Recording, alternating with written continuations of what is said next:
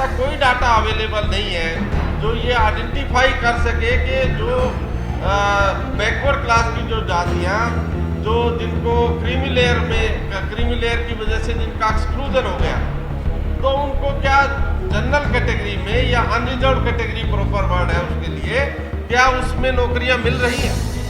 ऐसी कोई नौकरी नहीं मिल रही है। और जब तक आप जाति को मानते रहेंगे तो आप किसी भी तरह से आदर्श समाज व्यवस्था कायम करने में कामयाब नहीं हो सकते। ये देखने के लिए कि किनके साथ बराबरी का अधिकार नहीं हो रहा है, उसके लिए संविधान में एक सिस्टम बनाया और उस सिस्टम के तहत आर्टिकल 340 की व्यवस्था की गई, जिसमें जो बाकी इश्यूज है, क्योंकि लंबी डिस्कशन मुझे लगता है मुझे नहीं करनी चाहिए, आप सुबह से बैठे हैं, मैं बहुत संक्षिप्त में बताना चाहूँगा। तो हमारे जो अधिकार है वो आर्टिकल 340 में आइडेंटिफिकेशन का अधिकार है। ये जो आइडेंटिफिकेशन का अधिकार है, इसको पाने के लिए जो हर 10 साल में सेंसस होता है और 1931 से पहले 1931 तक जातीय जनगणना होती थी, कास्ट बेस्ड सेंसस होता था। और 1931 की जनगणना के आधार पे जो सुप्रीम कोर्ट में मंडल का जो केस लड़ा गया, वो मंडल ने जो डाटा यूज किया, बीपी मंडल कमीशन ने जो डाटा यूज किया, वो 1931 के कास्ट सेंसस का डाटा था। उसके बेसिस पे उन्होंने अपनी स्टडी को एग्जामिन किया और जो ग्राउंड रियलिटी है समाज में उसको एग्जामिन करके उसके बारे में अपनी रिकमेंडेशंस दी। जब मंडल कमीशन लागू हुआ तो मैं एक बहुत विशेष चीज़ बताना चाहता हूँ, और ये विशेष चीज़ इसलिए बताना चाहता हूँ कि ये समझनी ज़रूरी है। मंडल कमीशन लागू हुआ तो दिल्ली में 6-7 दिन तक बसें नहीं चली थी, और एक हमारे दोस्त थे, वो लॉ मिनिस्ट्री में डिप्टी सेक्रेटरी मतलब डिप्टी लीगल एडवाइज़र थे उनके, वो हमें रास्ते में मिल गए, जाते हुए पैदल ही जाते थे 10-12 किलोमीटर उन दिनों में। तो वो रास्ते में हमें मिल गए, वो कहने लगे चलो चौहान साहब चाय पिलाएंगे, तो हम उनके साथ जाने लगे। और कोई 2 किलोमीटर बाद उनका जो पड़ोसी था वो भी हमें मिल गया। तो हम 5-6 किलोमीटर जो है उनके साथ गए और फिर हम चर्चा करने लगे। तो वो जो उनका पड़ोसी था उसने कहा कि भाई साहब को चाय मैं पिलाऊंगा। अल्टीमेटली हम उनके घर में चले गए। हमें 7-8 मिनट ही हुए थे तो उनका लड़का आया और उसने कहा कि मैंने बस जला दी, मंडल का जो आंदोलन था उसमें बस जला दी मैंने।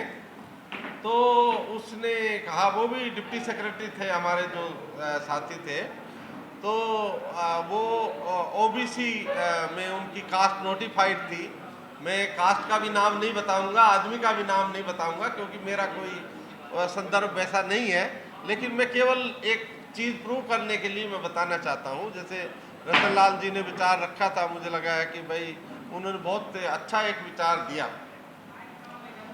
तो वो जो लड़का है उसने कहा कि मैं बस जला के आया हूँ। तो उसके पिताजी ने कहा, भाई तू बस क्यों जला के आया, क्योंकि वो हरियाणा का रहने वाला था और भाषा भी उसकी मतलब हरियाणा के लोग जैसे बोलते आप समझते होंगे।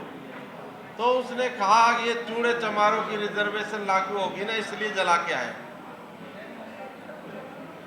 उसको ये नहीं पता था कि ये रिजर्वेशन तेरे फायदे के लिए है। जितने लोगों ने आत्मदाह किया वो लोग वही थे जिनके फायदे के लिए ये मंडल कमीशन लागू हुआ। आज हरियाणा में जाट ओबीसी का स्टेटस मांग रहा है, लेकिन जब वो मंडल कमीशन लागू हुआ तो गोहाना में 4 शेड्यूल कास्ट को जिंदा जला दिया गया था। गोहाना शहर है, उसमें जो ये जो हमारा रोडवेज का दफ्तर होता है, बसों में डाल के उनमें आग लगा दी थी। तो हमें अपने विचार को बदलना पड़ेगा। अगर हम अपना विचार नहीं बदलते हैं तो हमें अधिकार मिलने वाले नहीं हैं, क्योंकि हम अल्टीमेटली उनके लिए काम कर रहे हैं। हमारा जो यंग बच्चा है, जैसे बहन ने भी अभी बताया कि वो कावड़ लेने जा रहे हैं, अगर आपको नौकरी मिलनी है तो पढ़ाई से मिलेगी। कोई भी आप धार्मिक अनुष्ठान कुछ भी आप कर लीजिए, आपको कोई नौकरी मिलने वाली नहीं है, आपको कोई भी किसी तरह का आर्थिक फायदा होने वाला नहीं है। वो आपको तभी मिलेगा जब एक संवैधानिक सिस्टम के तहत आप अपने बच्चे को पढ़ाएंगे। वो बच्चा अगर अच्छी मेहनत करेगा तो उसकी अच्छी नौकरी लगेगी और उसका जीवन जो है सफल होगा। जो मंदिर का और मस्जिद का जो सब्जेक्ट है उसके ऊपर बहुत लंबी मैं चर्चा नहीं करूंगा। अब मैं दूसरा जो पहलू है उसके ऊपर आता हूँ। अभी मैंने हाल में इसी साल में एक किताब लिखी है, citizenship rights and constitutional limitations. तो इसमें जो क्रीमी लेयर का कंसेप्ट है उसके खिलाफ मैंने लिखा है। और क्रीमी लेयर के लिए मैंने ये कहा कि आप ये आइडेंटिफाई करिए कि जो जातियां बैकवर्ड क्लास में आ गई हैं और उन जातियों के जो क्रीमी लेयर में जो बच्चे आए उनको आपने अनरिजर्व कैटेगरी में कितने बच्चों को एम्प्लॉयमेंट दिया।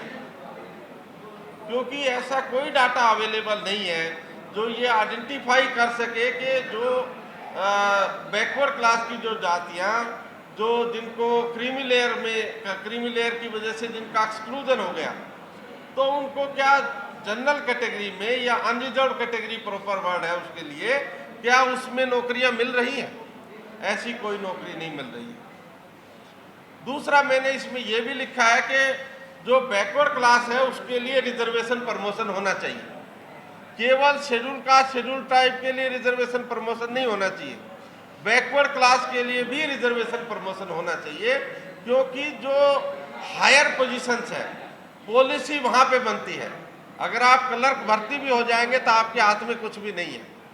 जब आपका ऑफिसर कहेगा कि आप ये लिख के लाओ, आपको वो लिखना पड़ेगा, आप चाहे जो भी जिस भी मत के आदमी होंगे। इसलिए ये जो पूरा जो सिस्टम है, इसको पूरे सिस्टम को समझने के लिए हमें जो हमारा सामाजिक दायित्व है, जो हमारा सामाजिक संरचना का जो विचार है उसको समझना पड़ेगा। वो विचार तब तक हम नहीं समझ सकते जब तक हम एक विचार के तहत इकट्ठा नहीं होते। विचार के तहत हम तभी इकट्ठा हो सकते हैं जब हम एक विचार के तहत हमारी डेवलपमेंट होगी। मतलब हमारा अगर सोच एक नहीं होगी तो हम कितने भी बहुजन बन के घूमें, कितने ही बैकवर्ड क्लास बन के घूमें, हम उस पर्टिकुलर कास्ट से बाहर नहीं निकल पाएंगे। इसलिए जाति का जो विचार है उसको आपको छोड़ना पड़ेगा। और जब तक आप जाति को मानते रहेंगे तो आप किसी भी तरह से आदर्श समाज व्यवस्था कायम करने में कामयाब नहीं हो सकते। और ये जो कामयाब होने का जो प्रोसेस है, ये पूरा प्रोसेस आपको ये प्रूव करेगा कि आप किस डायरेक्शन में जा रहे हैं। आज हम देख रहे हैं कि उन्होंने 2011 में कास्ट सेंसस के लिए डाटा कलेक्ट किया था, लेकिन उसको रिलीज नहीं किया। उसके लिए हमारे लोगों ने कोई आंदोलन नहीं किया। अभी वो सेंसस करने वाले हैं तो हम चर्चा कर रहे हैं, लेकिन जब जैसे सेंसस हो जाएगा उसके बाद हम पूरा उसको छोड़ देंगे। ये जो सारी चीज़ें हैं इसको हमें एनालाइज करना चाहिए। हमारे जो लोग हैं उनमें एक विचार के तहत उनको इकट्ठा होना चाहिए। जब तक वो विचार नहीं होता और उस विचार के तहत हम इकट्ठे नहीं होते, तब तक हम जो भी सिस्टम डेवलप करेंगे वो जाति के ऊपर आधारित होगा। और जाति सबसे बड़ा कष्ट है, क्योंकि जब आप जाति में रहेंगे तो दूसरी जाति से घृणा करना संभव है। और जब तक आप एक जाति दूसरी जाति के साथ समन्वय बना के काम नहीं करेगी, तब तक ऐसा संभव नहीं है। इसलिए आपको जाति को छोड़ना पड़ेगा। जब तक आप जाति को नहीं छोड़ेंगे तो इसमें कोई बदलाव नहीं आ सकता। ये इसका एक पहलू है। दूसरा पहलू डिसइन्वेस्टमेंट के बारे में एक मैं एग्जाम्पल दे के और अपनी बात ख़त्म करूंगा, क्योंकि समय कम है और ज़्यादा लोग शायद बोलने वाले हैं।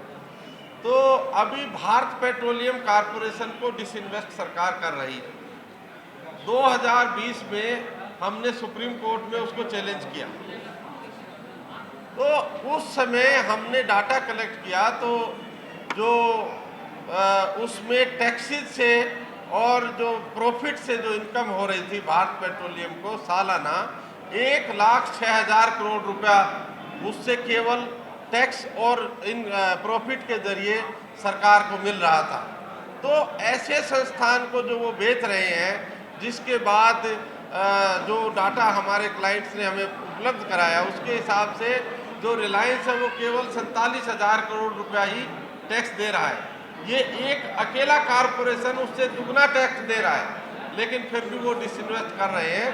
तो ये जो सारी चीज़ें हैं इसको हमें अंडरस्टैंड करना चाहिए, हमारे लोगों को एजुकेट करना चाहिए और जाति की भावना को हमें ख़त्म करना चाहिए। जब तक हम जाति की भावना को ख़त्म नहीं करेंगे तो हम किसी भी हालत में संगठित नहीं हो पाएंगे।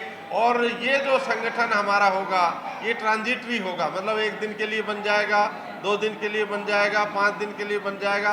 अल्टीमेटली जैसे हम उससे बाहर जाएंगे तो जातीयता जो हमारे दिमाग में है वो आपको बाहर दिखाई पड़ेगी। इसलिए धर्म और जाति इन दोनों को जब तक हम नगण्य नहीं करेंगे तो हमें अपने अधिकार नहीं मिल सकते। मैं इसी के साथ आप लोगों का आभारी हूँ कि आप लोगों ने मुझे सुना। जय भीम, जय भारत। नेशनल दस्तक की आपसे गुजारिश है कि अगर इसको बचाना चाहते हैं तो नेशनल दस्तक को सब्सक्राइब करने के लिए रेड कलर के सब्सक्राइब बटन को दबाएं, फिर बेल आइकन की घंटी दबाएं। नेशनल दस्तक को बचाने के लिए बहुत ज़रूरी है कि हर खबर को शेयर करें, लाइक करें, कमेंट जरूर करें।